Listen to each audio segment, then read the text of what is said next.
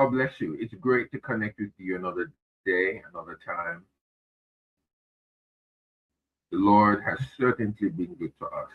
And I'm quite certain you do an opportunity, you would have a testimony to share with us today.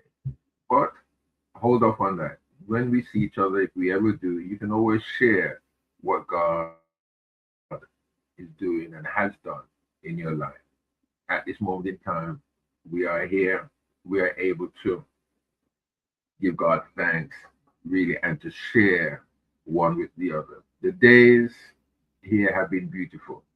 The days in this part of the world, in this country, in the area in which we are in, the Lord has certainly been gracious unto us, and I give God thanks. I am well. I don't know what's going on within the casing of this body. I'm not feeling any pain, any discomfort. So I've got to give God thanks. If there is anything going on, then I just leave that into the hands of the Lord until He sees fit that I can be told about it. But apart from that, the Lord is good, and I'm grateful and gracious and eternally thankful for what He has done in us. In this particular passage or this particular session, we are going to be reading the entire chapter, chapter 2, that is, of the book of Ecclesiastes. In the previous session that we have looked on, uh, especially in chapter 1, because we are now in Ecclesiastes. Chapter 1, if you were with us for that length of time, it's very much we've very much been told about the disappointment of life, and it's the great disappointment of life. We have been told, and we have been shown by the great the great man of God, if I can say, because he is a man of God, or he was a man of God. He was one that God called. He was one that God anointed as king. Again, he was the son of David, who again anointed, but he was one that God chose himself to be one to replace above Israel so that he could rule and administrate in righteousness. Albeit we know about King David. We know of his bare misdemeanors. And we know at times that he failed. But not only do we know that he failed, but he knew himself that he had failed. And why was he known as a man after God's own heart and confessed? When in effect, if you should really read the law, the law of Moses, and what God Himself had stipulated against the things that David did, he should have been killed. He should have been excommunicated to some extent, because not even the king is above the Mosaic law. Every man, from the king right down to the pauper, I would say, every individual, man and woman, boy, girl, was subject to the law of God. Not so much the law of Moses, but the laws of God. But because of God's love for humanity, and I would even go so far to say, because of God's love for David and David's love for his God, listen, I believe David saw something far more than what we see. We can reel off the Ten Commandments. There's nothing wrong with that. But there's one way, or there's one reason in reading it, and there's one part also of knowing what God is saying to us. And what He was saying to Israel at that time, not all Israel knew. Not all Israel knew. Not all Israel had understanding of what God was really saying to them through His word. So Solomon is the one here that is said he's the author, even though that could be debatable by many of the theologians, researchers, doctors of theology. However, Let us just say that Solomon, he is the author of Ecclesiastes. He, in chapter 1, basically stipulated, not stimulated, he stipulated here that uh, everything in life, from the get go, everything in life is vanity. Vanity of vanities. That, that's what he said. And I believe that if we really if we are honest with ourselves, the things that we take on, the things that we buy, the things that we attach to ourselves, my friends, we can't take any of that when we leave here. We live in everything here in this world and in this life. So we can say that life in and of itself really is vapor. It is a disappointment. But looking at the three areas that we saw, and I'll just name them, not wanting to go too far into them, is that all things fail. Everything in life fails. That's one thing, right? And we looked at that from verse 1 to verse 11. The second part that we looked at in chapter 1 was that human achievement fail. And we looked at that and addressed that in the areas of verses 12 to the 15. And then the third part of chapter 1, which we looked at verses 16, 17, and 18, we looked on that wisdom fails. Wisdom fails. When we look at some very wise individuals, when we can sometimes view also of individuals with great understanding and with great knowledge, even that fails at times, and it brings vexation of spirit. Isn't that what we're told? Yes, we are told that. Um, Let me just. Some people may find that difficult to understand and to accept, but if we turn to chapter 1 and look at verse 17, just before we read chapter 2 of the book of Ecclesiastes, he says, "And I gave my heart to know wisdom and to know madness and folly. I perceive that this also is vexation of spirit." I'm going to be reading chapter 2 from the Jerusalem Bible. But what does the Jerusalem Bible say of the same verse in chapter 1? Verse 17 says, "Wisdom has been my careful study, stupidity too, and folly. And I know, and now I have come to recognize that even this is a chasing of the wind." Yeah. Much more, verse 18 says, "Much wisdom make much grief, the more knowledge, the more sorrow." So when we think that, yes, we do have some wise individuals, yes, we do. Nothing wrong with that. We have men and women of great understanding. Again, there's nothing at all wrong with having such individuals amongst us. Wisdom is what is areas and avenues of life itself. By all means, yes, we should look for such individuals. But listen, much much wisdom, much grief, more knowledge, more sorrow. This is what the wise man Solomon, my friend, is saying. In going into chapter 2 now, I more or less looked at this, and I've put a heading of "Nothing on earth lasts." Nothing on earth. Nothing, again, we could say nothing under the sun. Because when the scriptures talks about whatever is under the sun is very much on earth. It's not in the heaven. Solomon, up until now, I'm not going to, because we haven't yet finished. You may have read it, Ecclesiastes, just finished, all of it. You may have read it many years ago. But as we go through the book of Ecclesiastes, let us take our time. Let us read and reread. let us try and take in what the teacher saying to us. Because if we are going to learn from a teacher, we have to listen clearly what the teacher is teaching. Or if we're going to be edified by the preacher, we have to listen to what the preacher is preaching. Okay? We can't be taught anything from a teacher if we don't listen. It could be the best teacher in the world.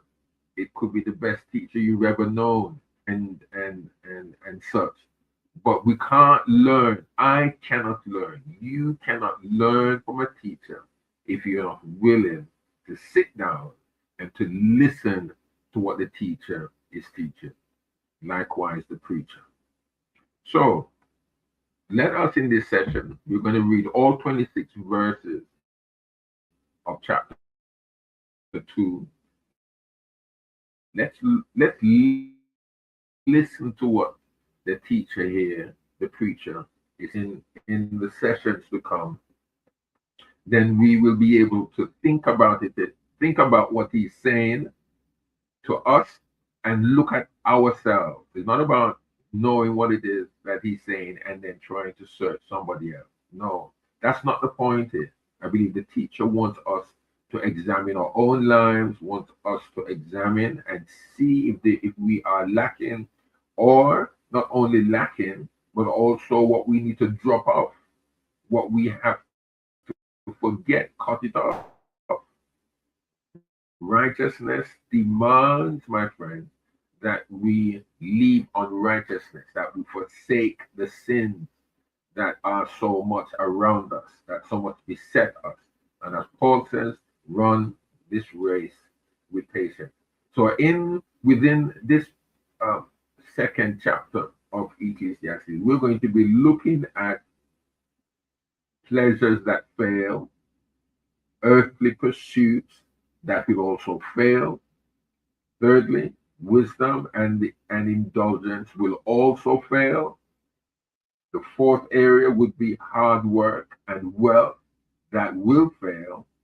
Last and not least, we'll look at the conclusion of the whole matter. That conclusion we will find and see, which we will hear now, but also when we look at it more clearly, it's about trusting God. And I really believe, even in the very first chapter, there are aspects of saying and of showing us and of telling us that we must trust in God. Yes, trust in God. I'll make mention of this now because we have just finished. But when you read also the Song of Solomon, from from chapter 1 to chapter 8. So let's look and let's start reading chapter 2, starting at verse 1 in the book of Ecclesiastes. And I'm reading from the Jerusalem Bible. I thought to myself, very well, I will try pleasure and see what enjoyment has to offer. And there it was, vanity again. This laughter, I reflected, is a madness. This pleasure, no use at all. I resolved to have my body cheered with wine, my heart still devoted to wisdom. I resolved to embrace folly, to see what made mankind happy and what men do under heaven in the few days they have to live. I did great things, built myself palaces, planted vineyards, made myself gardens and orchards, planted every kind of fruit tree in them. I had pools made for watering the plantations, brought men slaves, women slaves, had home-born slaves as well, herds and flocks. I had two more than anyone in Jerusalem before me. I amassed silver and gold, the treasures of kings and provinces, acquiring singing men and singing women and every human luxury, chest upon chest of it. So I grew great, greater than anyone in Jerusalem before me. Nor did my wisdom leave me. I denied my eyes nothing they desired. Such was the return. Sorry, I did. Let me read verse 10 again. I denied my eyes nothing they desired, refused my heart no pleasure, a heart that found all my hard work a pleasure. Such was the return I got for all my effort. I then reflected on all that my hands had achieved and on all the effort I had put into its achieving. What vanity it all is, and chasing of the wind. There is nothing to be gained under the sun. My reflection then turned to wisdom, stupidity, folly. For instance, what can the success of a king do? What has been done already? More is to be had from wisdom than from folly, as from light than from darkness. This, of course, I see. The wise man sees ahead, the fool walks in the dark. No doubt. But I know too that one fate awaits them both. The fool's fate, I thought to myself, will be my fate too. Of what use my wisdom then? This too I thought is vanity, since there is no lasting memory for a wise man or for fool. In the days to come, both will be forgotten. Wise man, alas, no less than fool must die. Life I have come to hate, for what is done under the sun disgusts me, since all is vanity and chasing of the wind. All I have toiled for, and now bequeath to my successor, I have come to hate. Who knows whether he will be a wise man or a fool? Yet he will be master of all the work into which I have put my efforts and wisdom under the sun. That too is vanity, and hence I have come to despair of all the efforts I have expended under the sun. For so it is that a man who has labored wisely, skillfully, and successfully must leave what is his own to become or to someone who has not toiled for it at all. This too is vanity and great injustice. For what does he gain who has undergone under the sun? What of all his laborious days, his cares of office, his restless nights? This too is vanity. There is no happiness for man but to eat and drink and to be content with his work.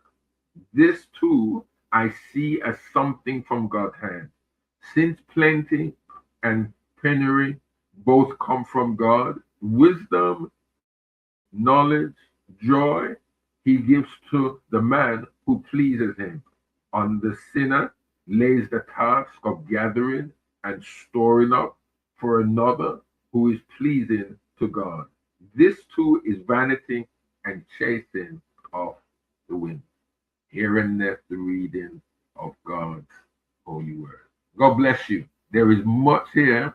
I can't wait for us to go further into this chapter so that we can really see what the preacher, the teacher, the wise man here is saying. After all that he had done, for someone to come in and to destroy it or to spend it or to waste it, if we had that in mind, then probably we wouldn't do what we're doing. But the word of God is true. Not only is it Solomon, not only is it the preacher or the teacher speaking to us, but it is God. God is speaking to us. I believe he may be showing to us, listen, my brother, listen, my sister, listen, son, listen, my daughter, my handmaiden. I am the one that you should be seeking, not the things of this plane, not of this reality. We should not really be storing up things as the gospel has told us. We should not store up things here where the moth and the dust and the rust will get at and to destroy, but we should be laying up our treasures in heaven, in heavenly place. God bless you. We've said enough.